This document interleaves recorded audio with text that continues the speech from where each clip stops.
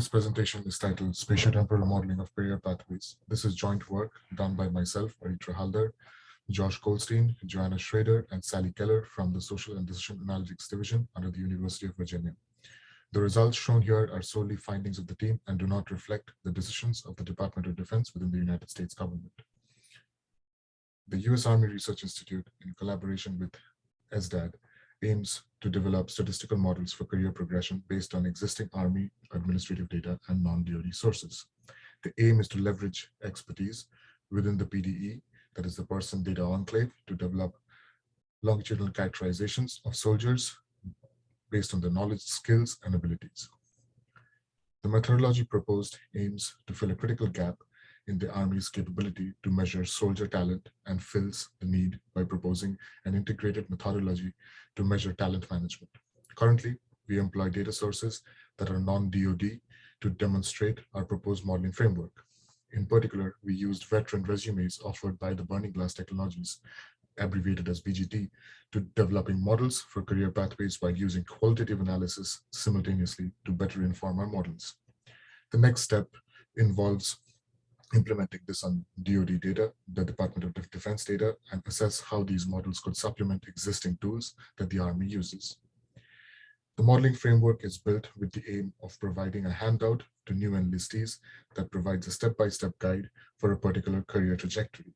It also incorporates possible deviations from a path to other possible career paths and a hierarchical framework that takes into account individual level information like service history, career status, family history, location, etc. The data from Burning Glass Technologies contains proprietary and anonymized data from available sites on education, certification skills, etc. Occupation classification codes are used to classify jobs. They are then grouped into job zones, with Zone 1 requiring the least preparation and Zone 5 the most preparation. This is benchmarked using longitudinal employer household data. Our proposed methods have a hierarchical model at its core that allows us to quantify spatial and temporal variation. The model is tested via rigorous synthetic experiments to determine its accuracy. Covariates are included within the model to determine their effect in predicting career transitions.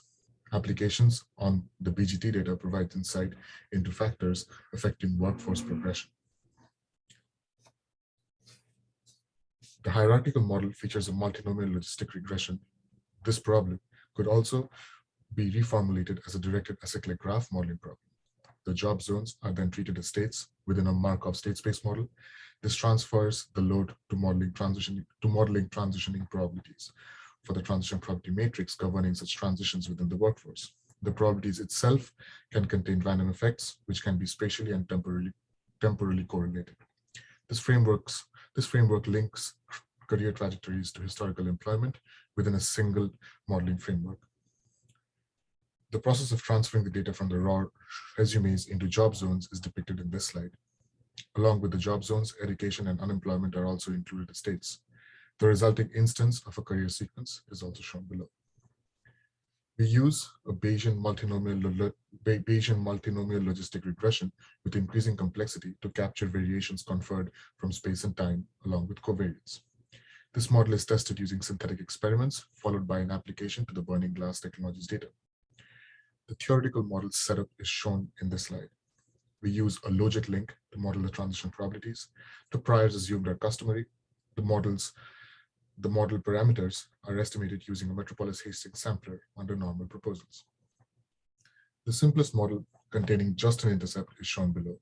This is implemented on the Delaware, Maryland, and Virginia region, which is also abbreviated as the DMV region. These estimates show the year-to-year transition probabilities. The respective intercepts for all transitions are shown with their credible intervals. Credible intervals containing 0 are highlighted. These are all shown in the logit scale. The covariates used are as follows. We start with an index of relative rurality, which indicates how rural a particular location is.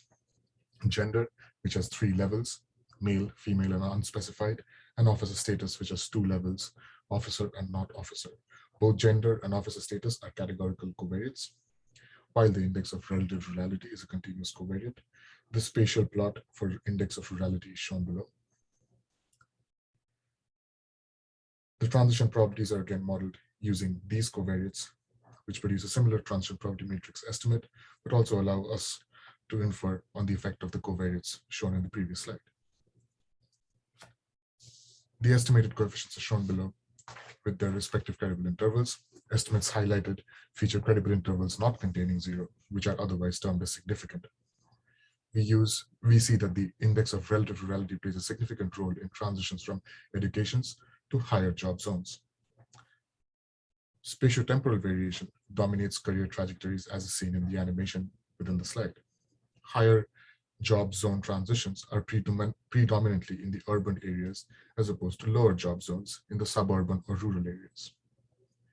To capture this, we use a parametric spatial modeling setup with an exponential covariance kernel to model the spatial variation. Identifiability issues arise for the overall variance, which is fixed at 1, that is sigma squared. The spatial range is, however, estimable, and its convergence is diagnosed using trace plots based on chain lengths of 10,000. A Gibbs sampler, a Gibbs MCMC sampler, is used to estimate the model parameters. The results of our synthetic experiments are shown in this table. We see that with increasing sample size, accuracy of estimation for the transition probability matrix and the coefficient matrix increases. The containment probability increases with sample sizes also. The time complexity is documented in minutes.